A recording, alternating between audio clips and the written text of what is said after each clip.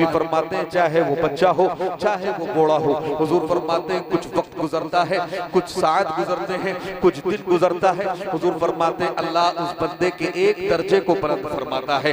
तवज्जो रखें किसके? जिसका इंतकाल हो चुका है, जो मर के अपनी कब्र में आ गया है। हुजूर फरमाते हैं जिसको लोग दफन करके जा चुके हैं, हुजूर फरमाते हैं कुछ वक्त गुजरता है, अल्लाह उसके एक मर्तबे को बुलंद फरमाता है। वो बंदा अल्लाह की बारगाह में अर्ज करता है, ऐ अल्लाह रब्बुल इज्जत, आज जो मेरा एक मर्तबा बुलंद किया गया है मौला, ये मेरी नमाजों की बुनियाद पर है जो मैंने दुनिया में पढ़ी थी, या जो मैंने हज किए थे उसकी बुनियाद पर है, या जो मैंने सदका खैरात की थी। ऐ अल्लाह, आज जो तेरी बारगाह में मेरा एक मर्तबा बुलंद किया गया है, आज जो मेरे एक मकाम को बुलंदगी अता की गई है, ऐ अल्लाह रब्बुल इज्जत, ये किस अमल की बुनियाद पर है? तो जरा तवज्जो करें, आप देखें इसाले सवाब की अहमियत को आप समझे, इसाले सवाब की इफादियत को आप समझे। हुजूर फरमाते अल्लाह उससे फरमाएगा, सुन, तूने जो दुनिया में नमाजें पढ़ी है उसका हिसाबो किताब कल कयामत के दिन होगा। जो दुनिया में तूने सदका खैरात किया है उसका हिसाबो किताब कल बरोज़े हश्र होगा। सुन, जो तेरा आज एक दर्जा मेरी बारगाह में बुलंद किया गया है, ये सिर्फ इस वजह से बुलंद किया गया है कि आज तेरे अजीजो अकारिब ने, तेरे घर वालों ने, तेरी आलो औलाद ने तेरे नाम पे इसाले सवाब किया है। ये इसाले सवाब की बरकतें हैं कि तेरा आज एक दर्जा मेरी बारगाह में बुलंद। तो जरा देखें ये इसाले सवाब, यहाँ से जब हम और आप दुआएं करते हैं तो मरहूमीन के दर्जात को अल्लाह बुलंदगी अता फरमाता है। जरा तवज्जो करें, देखें आज हम इसाले सवाब की महफिल में बैठे हैं, एक वक्त आएगा जब लोग हमारे और आपके नाम पे इसाले सवाब करेंगे। आज हम और आप लोगों के इंतकाल की खबरें सुनते हैं, एक वक्त आएगा जब लोग हमारे और आपके इंतकाल की खबरें नशर करेंगे। आज हम देखते हैं कि लोगों को कब्रों में दफन किया जाता है, आज हम देखते हैं कि लोगों की नमाज जनाजा पढ़ाई जाती है, लेकिन एक वक्त जिंदगी में आने वाला है जब लोग हमें और आपको मनो मिट्टी के नीचे दफन करके वापस आएंगे। एक वक्त आएगा जब हमें और आपको मरना है, एक वक्त आएगा जब हमारा और आपका इंतकाल होना है। इसलिए कि हम दुनिया में आए हैं लेकिन हमेशा के लिए नहीं आए हैं, एक मुकर्ररा वक्त के लिए अल्लाह ने हमें और आपको पैदा फरमाया है। जब वो वक्त मुकम्मल होगा हमारी और आपकी रूहें कब्ज की जाएंगी। जरा आप तवज्जो करें, इतने लोग यहाँ बैठे हैं, कोई अपने दिल पे हाथ रख के मुझे बता दे और मेरी बात का जवाब दे दे। जरा आप बताएं, इतने हम लोग यहाँ बैठे हुए हैं, ये उलमाए किराम बैठे हैं, इतने सामईन मेरे सामने बैठे हैं, जरा आप बताएं हम में से कोई आने वाले 100 साल के बाद मौजूद रहेगा? नहीं रहेगा। क्यों नहीं रहेगा? इसलिए कि अल्लाह ने जो जिंदगी हमें और आपको दी है, आज बहुत कोई जी जाता है तो 60-70 साल जी जाता है और आने वाले वक्त में उम्रें और कम होने वाली हैं। जैसे जैसे कयामत करीब होगी वैसे वैसे उम्र से बरकतें उठती जाएंगी। मेरे कहने का मतलब ये है कि हम आप दुनिया में आए हैं, एक मुकर्रर वक्त के लिए आए हैं। जब वो वक्त मुकम्मल होगा हमारी और आपकी रूह कब्ज की जाएगी। इसलिए कि अल्लाह रब्बुल इज्जत ने कुरान मुकद्दस में फरमाया है, अल्लाह कुरान में फरमाता है कुल्लू नफ्सिन ज़ाइक़तुल मौत। जरा आप तवज्जो करें, इस आयत को आपने सुना भी होगा, इस आयत को आपने पढ़ा भी होगा, लेकिन कमा हक़्क़हू आपने कभी इस आयत को समझा नहीं है। बस मैं चाहता हूँ 2-3 बातें इस आयत के ताल्लुक से आप उससे सुन ले और देखें अल्लाह रब्बुल इज्जत ने कुरान में फरमाया कुल्लू नफ्सिन ज़ाइक़तुल मौत। जरा आप गौर करें, अल्लाह रब्बुल इज्जत कादिर मुतलक है। अगर अल्लाह चाहता तो इस आयत में ये फरमा सकता था कि सबको फना होना है, सबको मौत आनी है, सबकी रूहें कब्ज की जानी है, लेकिन अल्लाह ने इस आयत में ऐसा कुछ नहीं फरमाया है। अल्लाह फरमाता है कुल्लू नफ्सिन ज़ाइक़तुल मौत, हर नफ्स को मौत का जायका चखना है। जरा आप गौर कर ले, इस आयत में एक लफ्ज है जायका। जायका ये अरबी का लफ्ज है जिसको अपनी जबान में हम टेस्ट कहते हैं, जिसको अपनी जबान में हम स्वाद कहते हैं। जरा आप तवज्जो करें, देखिए अल्लाह ने कुरान में फरमाया है हर नफ्स को मौत का जायका चखना है। जरा इस आयत को अगर आपको समझना है तो आओ हुजूर की बारगाह में चलते हैं। अल्लाह के नबी फरमाते हैं, अल्लाह ने कुरान में जायका का लफ्ज इसलिए फरमाया है, हुजूर फरमाते हैं सुनो, सबकी मौत का जायका एक सा नहीं होता है। हुजूर फरमाते हैं जो नमाजी होता है, जो रोजेदार होता है, जो नेकियां करने वाला होता है, हुजूर फरमाते हैं उसकी मौत का जायका अच्छा होता है, और जो गुनहगार होता है उसकी मौत का जायका कड़वा। नारे तकबीर, नारे रिसालत, जश्न ईद मिलादुन नबी। नारे तकबीर, नारे रिसालत।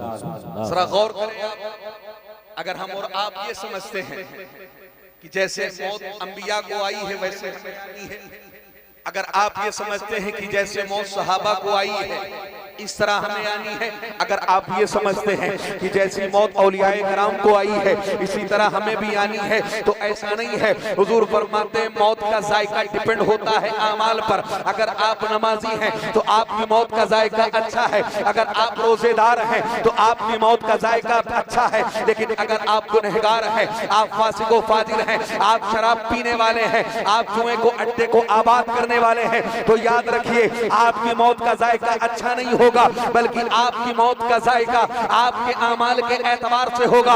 और हुजूर फरमाते हैं, अल्लाह के नबी फरमाते हैं, सुनो नमाजी की मौत का जायका बयान करते हुए हुजूर ने फरमाया, सुनो जब किसी नमाजी को मौत आती है, जब किसी मोमिन कामिल को मौत आती है, तो हुजूर फरमाते हैं सुनो उसे कितनी तकलीफ होती है। हुजूर फरमाते हैं उसे बद कितनी तकलीफ होती है। अल्लाह के नबी ने मिसाल दे के फरमाया है, हुजूर फरमाते हैं जैसे गूंदे हुए आटे से बाल को निकाल लिया जाए, जितनी आसानी से बाल निकल जाता है उतनी ही आसानी से मोमिन कामिल की रूह। सुभान अल्लाह, सुभान अल्लाह, सुभान और जरा आप देखें फासिको फाजिर, गुनहगार, शराबी, देखें आप इनके ताल्लुक से हुजूर क्या फरमाते हैं। हुजूर फरमाते हैं जो गुनहगार होता है, हुजूर फरमाते हैं देखो उससे मौत कैसे आती है। तवज्जो रखें आप, देखें हर एक को मौत की गलियों से गुजरना है, मौत की वादियों से गुजरना है। कोई हम में से नहीं है जिससे मौत के फरिश्ते मुलाकात ना करें, वो चाहे कल हो, चाहे 10 दिन के बाद हो, चाहे 10 साल के बाद हो, लेकिन दुनिया में आए हैं तो मौत आनी है। जरा आप देखें हुजूर फरमाते हैं जब गुनहगार को मौत आती है, अल्लाह के नबी ने गुनहगार की मौत की कैफियत को बयान करते हुए फरमाया, हुजूर फरमाते सुनो उसे कितनी तकलीफ होती है। अल्लाह के नबी फरमाते सुनो अगर किसी इंसान पर 313 तलवारें एक साथ चलाई जाएं, हुजूर फरमाते हैं लोगों 313 तलवारों के वार से इंसान को जितनी तकलीफ होती है उससे ज्यादा तकलीफ फासिको फाजिर और गुनहगार को उस वक्त होती है जब उसकी रूह कब्ज की जाती है। और हजरत अली फरमाते हैं मौत के जायके के ताल्लुक से हजरत अली फरमाते हैं सुनो जब किसी गुनहगार को मौत आती है, हजरत अली फरमाते हैं ऐसी उसकी कैफियत होती है। आप फरमाते हैं जैसे किसी बबूल के दरख्त पर जो कांटेदार दरख्त हो उस पर मखमल का कपड़ा डाल दिया जाए, हजरत अली फरमाते हैं फिर कपड़े को खींच लिया जाए, जो हालत और कैफियत उस कपड़े की होती है। हजरत अली फरमाते हैं जब किसी गुनहगार को मौत आती है, जब उसके जिस्म से रूह निकाली जाती है तो उसकी कैफियत ऐसी होती है जैसे कांटेदार दरख्त पर मखमल के कपड़े को खींचा जाए, जैसे उसके टुकड़े हो जाते हैं। उसी तरह जब किसी गुनहगार के जिस्म से रूह निकल जाती है तो उसके आज़ा के टुकड़े हो जाते हैं। सुभान अल्लाह। हुजूर फरमाते हैं, अल्लाह के नबी फरमाते हैं जब किसी की रूह कब्ज की जाती है, हुजूर फरमाते हैं जब मौत का फरिश्ता उसकी रूह को निकाल करके चलता है तो हुजूर फरमाते हैं वो जाता नहीं है, दरवाजे पे जाके ठहर जाता है। हुजूर फरमाते हैं फिर वो पलट के देखता है, जो लोग रोते हैं, जो लोग चीखते और चिल्लाते हैं, हुजूर फरमाते हैं वो उनकी तरफ देख करके कहता है तुम रोते क्यों हो, तुम चीखते और चिल्लाते क्यों हो, तुम आहो बका क्यों करते हो? इसलिए कि ये कोई नया काम तो नहीं है जो आज इसे मौत आ गई है, ये कोई नई शुरुआत तो नहीं है जो आज इसका इंतकाल हो गया है, आज इसे मौत आई है। और हमारे पास अल्लाह की तरफ से जो हमें रजिस्टर दिया गया है, हमें मालूम है कि उसमें तुम्हारा भी नाम है और एक वक्त आएगा कि हम तुम्हारी भी रूह कब्ज कर। सुभान अल्लाह। जो फरिश्ते बंदों की रूह कब्ज करने के लिए आते हैं उन्हें मलकुल मौत कहते हैं। क्या कहते हैं? मलकुल मौत कहते हैं। तवज्जो आप, अल्लाह रब्बुल इज्जत ने मुख्तलिफ फरिश्तों को मुख्तलिफ काम अता किए हैं। कुछ फरिश्ते हैं जो हमारे और आपके कांधों पर बैठ करके हमारे और आपकी नेकियों और गुनाहों को लिखते हैं, जिन्हें किरामन कातिबीन कहा जाता है। कुछ फरिश्ते हैं जो कब्र में सवालो जवाब के लिए आते हैं, जिनको मुनकर नकीर कहा जाता है। इसी तरह कुछ फरिश्ते हैं जो रूह कब्ज करने के लिए आते हैं, जिनको मलकुल मौत कहा जाता है। और उनमें जो सबसे खास हैं उनको दुनिया हजरत इजराइल अलैहिस्सलाम को के नाम से जानती है। आपको मालूम है कि हजरत इजराइल अलैहिस्सलाम कौन है और अल्लाह रब्बुल इज्जत ने इन्हें रूह निकालने पे मुकर्रर क्यों किया है। जरा आप तवज्जो करें, आप उठाएं तारीख की किताब को, आप पढ़ें तारीख तिबरी को। अल्लामा तिबरी बयान करते हैं, तवज्जो रखें आप। जिस वक्त अल्लाह रब्बुल इज्जत ने कायनात को बनाने का इरादा किया, जिस वक्त अल्लाह ने इस दुनिया को बनाने का इरादा किया, अल्लाह रब्बुल इज्जत ने जिस वक्त इंसानों की तख्लीक का इरादा किया, अल्लाह रब्बुल इज्जत ने जिस वक्त आदम अलैहिस्सलाम के मुजस्समे को बनाने का इरादा किया, अल्लाह रब्बुल इज्जत ने सैयदुल मलाइका हजरत जिब्रील अमीन को भेजा। अल्लाह ने फरमाया जिब्रील दुनिया में जाओ और जाके जमीन से मिट्टी लेकर के आओ, उससे हमें इंसानों की तख्लीक करनी है। हजरत जिब्रील अमीन आए हैं और तारीख तिबरी में अल्लामा तिबरी बयान करते हैं कि इंसानों को बनाने के लिए जिस जगह से मिट्टी ली गई है वहीं आज खाने काबा वहीं आज और एक बात और आप सुन लें, हुजूर फरमाते जहां की मिट्टी से जिसे पैदा किया गया है दफन भी उसे वही होना है। इसलिए जब हम किसी को दफन करते हैं मिट्टी डालते हैं, क्या पढ़ते हैं, मिनहा खलकनाकुम व फीहा नुईदुकुम व मिनहा नुखरिजुकुम तारतन उखरा। तर्जुमा क्या है, अल्लाह फरमाता है हमने तुमको यहीं से पैदा किया है और दोबारा तुमको यहीं डाल रहे हैं और कल क़यामत के दिन तुमको यहीं से उठाएंगे। जरा आप गौर कर लें, हुजूर फरमाते जो जहां की मिट्टी से पैदा किया गया है उसका इंतकाल चाहे जहां हो, हालात ऐसे बन जाते हैं कि उन्हें ला के दफन वहीं किया जाता है। जहां की मिट्टी से वो पैदा किया गया है वहीं की मिट्टी में उसे मिलना है, वहीं उसे दफन होना है। जरा आप तवज्जो करें, अल्लाह ने फरमाया जिब्रील दुनिया में जाओ और जाके मिट्टी लेकर के आओ। जब जिब्रील अलैहिस्सलाम दुनिया में आए हैं और आने के बाद जब आपने जमीन से मिट्टी लेनी चाहिए, जमीन ने अर्ज किया है सैयदुल मलाइका मुझे मालूम है कि इससे इंसानों की तख्लीक होगी, जो गुनाह भी करेंगे, जो नेकियां भी करेंगे, उनमें कुछ ऐसे होंगे जो अल्लाह की नाफरमानियां करेंगे, उनमें कुछ ऐसे होंगे जो अल्लाह के फरमाबरदार होंगे, जो अल्लाह का हुक्म मानेंगे अल्लाह उन्हें जन्नत अता करेगा, जो अल्लाह की नाफरमानी करेंगे अल्लाह उसे जहन्नम की आग में जलाएगा। जमीन ने कहा सैयदुल मलाइका मेरा वजूद इस लायक नहीं है कि मैं जहन्नम की आग को बर्दाश्त करूं। जमीन ने कहा जिब्रील अलैहिस्सलाम आप मुझसे मिट्टी लेके ना जाएं। हजरत जिब्रील वापस गए अल्लाह की बारगाह में। अल्लाह ने फरमाया जिब्रील मिट्टी ले आए। अर्ज करते हैं अल्लाह, जमीन रोने लगी, गिड़गिड़ाने लगी, मौला मुझे रहम आ गया। अल्लाह ने हजरत मीकाईल अलैहिस्सलाम को भेजा। ये भी अल्लाह के मुकर्रब और अल्लाह के अकाबिर फरिश्तों में से हैं। जब ये आए हैं जमीन ने इनके सामने भी इसी तरह गिरिया उजारी की है, आप वापस चले गए हैं। अल्लाह ने मीकाईल अलैहिस्सलाम को भेजा है, जमीन रोई है, आप वापस चले गए हैं। आखिर में अल्लाह रब्बुल इज्जत ने हजरत इजराइल अलैहिस्सलाम को भेजा है। जब हजरत इजराइल अलैहिस्सलाम आए हैं, जमीन ने आपसे भी रोके कहा है, तो हजरत इजराइल अलैहिस्सलाम कहते हैं ऐ जमीन सुन ले, मैं अल्लाह के हुक्म का पाबंद हूँ। अल्लाह ने मुझे हुक्म दिया है, मैं उस वक्त तक अल्लाह की बारगाह में वापस नहीं जाऊंगा जब तक मैं तुझसे मिट्टी न सुभान अल्लाह। आपने जमीन रोती रही, गिड़गिड़ाती रही, आपने मिट्टी ली, अल्लाह की बारगाह में वापस गए। अल्लाह ने फरमाया इजराइल मिट्टी ले आया। अर्ज करते अल्लाह ले आया। अल्लाह ने फरमाया इजराइल आज से तुम्हारी मैं ये ड्यूटी लगाता हूँ कि लोगों की रूह तुम कब्ज करोगे।